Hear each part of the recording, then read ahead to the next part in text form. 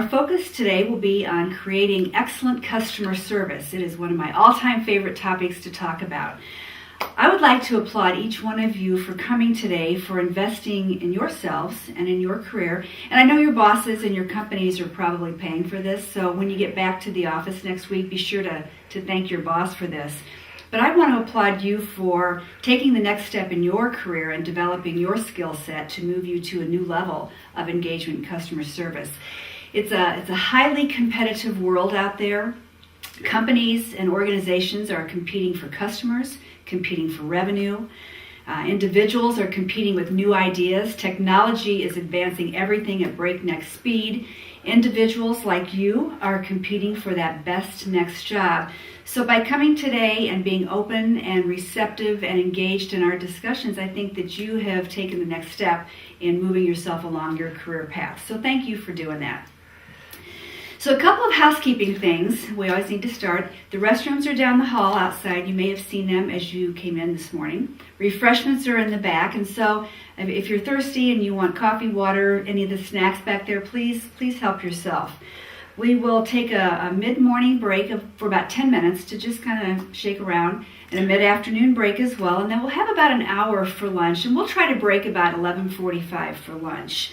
I do ask that you turn off your cell phones, turn off your iPhones, your smartphones. You are here today to really develop your career. So I hope you stay off of email at work. If you have an emergency phone call to take or make, absolutely step out of the room to do that. But this is really about you. So let's get started. Here are our main topics that we'll focus on today.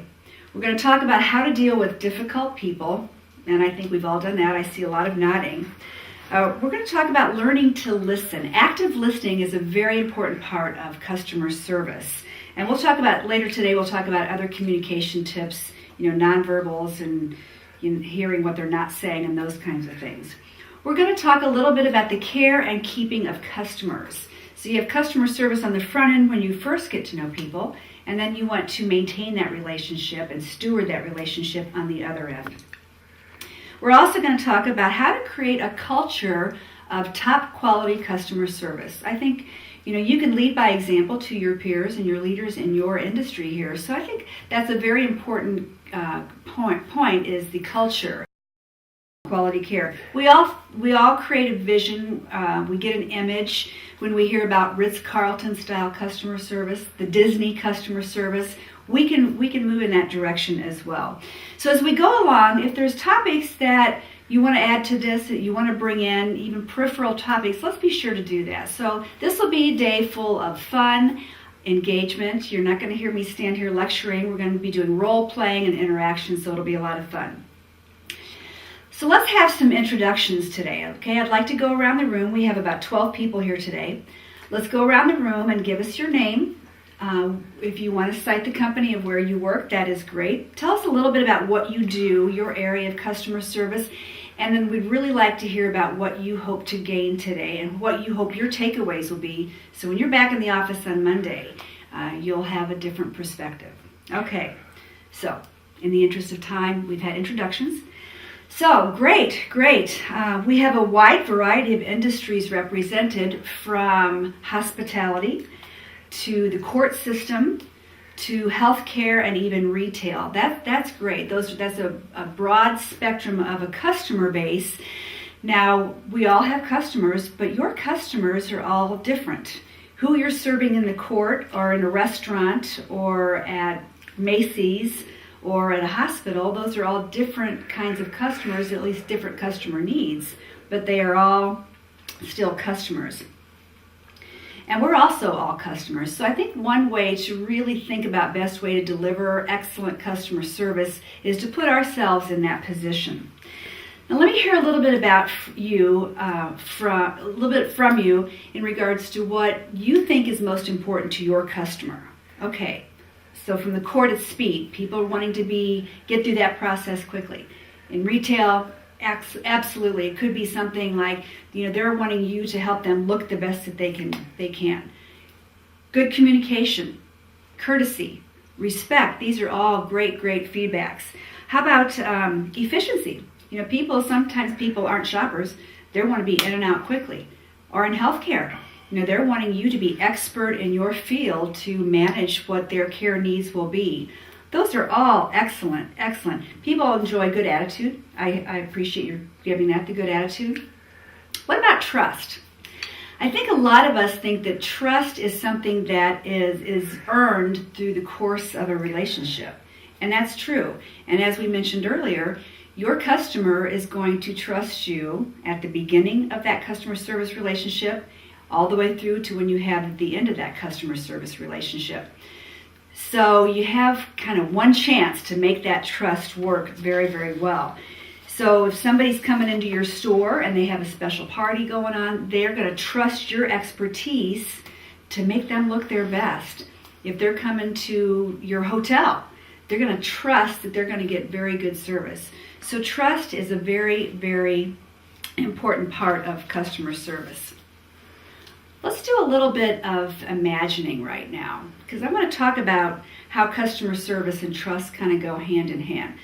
So Mary, let's use this example. So you've been invited to a party that you are thrilled to go to because you know a guy that you've been wanting to get to know better is going to be at that party. So you're very excited. You get a new outfit for the party, and you spend that Saturday morning at the spa, facial, pedicure, manicure, all of that. And you're just really in the zone, feeling great about how you're looking to go to this party. And as you're getting dressed before you leave the house, you see that, you're thrilled because you lost those last 5 pounds and you look dynamite. And you can tell when you walk into the party that you look dynamite by the way everybody's looking at you. Okay, so we fast forward through the party, and that guy you've been eyeing for a couple of months comes over to you, wants to walk you to your car and exchange phone numbers, and you're thrilled. So you go out and you exchange phone numbers, and you're thinking this has been a perfect day. As you turn to get in your car, the heel snaps on those new shoes, and you fall into your new friend. Well, that was kind of okay, but it really wasn't how you planned things to go. So you recovered from that well, and the two of you laughed, and he did promise to call you. You get in your car, and as you're driving home, the chatter starts about how you're going to take those shoes back to that store tomorrow morning, and you're going to have words with this store because you were embarrassed at the end of the day when that heel snapped and you fell into your new friend. So, Mary, let's do this. You'll be the irate customer coming back with the shoes, the broken heel. And let's do this. I'll be the customer service person. So you come to me in customer service and you start you're so aggravated that day when you get in there. You start talking about, this was a great day and that I was embarrassed and mortified that I fell. And so what are you going to do about that? Now, keep in mind, I'm the customer service rep. So I say, wow, that's really too bad. We've had a lot of problems with this manufacturer. So you want to return them? Well, that's all he's offering you. Do you want to return them? So let's go to scenario number 2. Again, Mary, you're really ticked off and you're just saying, what are you going to do to me? I was embarrassed and I just can't believe this happened. What are you going to do? Second scenario, the customer service rep says, gee, I'm really sorry about that. You want to return them and, we can exchange them. Would you like another pair of shoes? That's about all I can do for you, but we can exchange them. So there's a little more engagement. So let's take the third scenario, and here's where we get into that Ritz-Carlton style of service when you're just hammering on this customer service rep and you're wanting to return this, and she says, oh, Mrs. Smith, I am just so sorry that this happened. That must have been awful for you, and we hate for our customers to have to go through anything at all like that. I am so sorry. What can we do to make this up for you? How about if you return the shoes and you choose another pair of shoes that you like on us? You'll get your money back for the broken one, and we'll give you new shoes as well. And because we value our relationship with you, Mrs. Smith, we'll give you a coupon for your next visit of 10% off of everything you purchase in this department. Well, so we have 3 scenarios. The first one, Mary is going to be so ticked off, she's probably going to tell everybody she knows what happened here and will never shop there again. The second scenario, a little bit better customer service, and she'll probably tell a couple of people and she may shop there, but it won't be her store of choice. But this third one, there was relationship recovery, And Mary felt so good about how this happened, and even it was a little bit of salve on the wound of the night before. She'll be a returning customer, and she'll tell a lot of her friends. So there's a lot of different ways that we can provide excellent customer service and steward those relationships to have repeat customers. Now, in a situation like that, of course, the body language is very important, and so that's easier to gauge your response and the customer's response by reading the body language. And after our break, we're going to talk a little bit more about some specifics in body language, and we're also going to talk about some customer service where you don't have the opportunity for the body language, like phone customer service. And we'll get a little bit more into that. Before we step out for our break, I just want to point out the resources on the table in the back, where we have DVDs and books that will cover a lot of what we're talking about today. And there are some series of DVDs. One of my favorite is from Dr. Brian Grossman.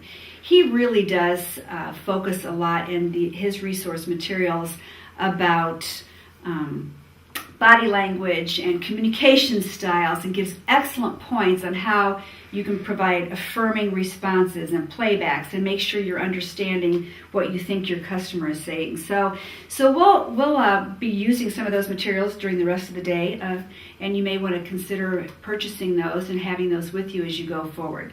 So let's take a break, and we'll be back in a few minutes. Okay, fast forward through the break, and now we're all back. So again, we're going to do some role playing on body language and the nonverbals and different cues that we can take in account. And then we're also going to go into some phone kinds of customer service where you don't see the body language, but you hear the smile on the voice and the different I think etiquette that's important in phone customer service, because we have that as well, that phone engagement as well. It's kind of funny, I was on the phone the other day with a customer service person, and I could hear her typing on her computer. Clearly, I did not have her undivided attention, and then she was chewing gum, and I heard it. And those are my pet peeves in that. Okay, so skill path, in the interest of time, I'm going to fast forward to the end of the day. So I hope that this day has been helpful for all of you. I always learn as much from the participants, and I'm sensing that you learn as much from each other as you do from the materials as well. I think we all have agreed, we've had much discussion about this, and I think we all have agreed that in the world of customer service, how we conduct ourselves is as important as how we present ourselves. We want to be respectful of these customer service relationships. We want to be respected, and our customers want to be respected. So that seemed to be the theme that percolated in all of our discussions this afternoon. Thank you for your input on that. As we wrap up, I just want to thank each of you for being present and participating today. It was an engaging day. I see many of you have purchased the products to take with you, so I think you've elevated yourselves to another step in really taking your customer service talents to a new level, and I certainly appreciate your involvement in that. I congratulate you on the next step in advancing in your careers and helping your organizations be even more successful. Good for you, and be sure to thank your boss when you get back. You have my contact information if you ever need any questions answered or you want to talk a little bit. I'm available to do that. Thank you again for coming today. It's been a wonderful day for me, and I hope that you will complete that evaluation and leave that at your seat, and I will pick it up after you leave. Thank you.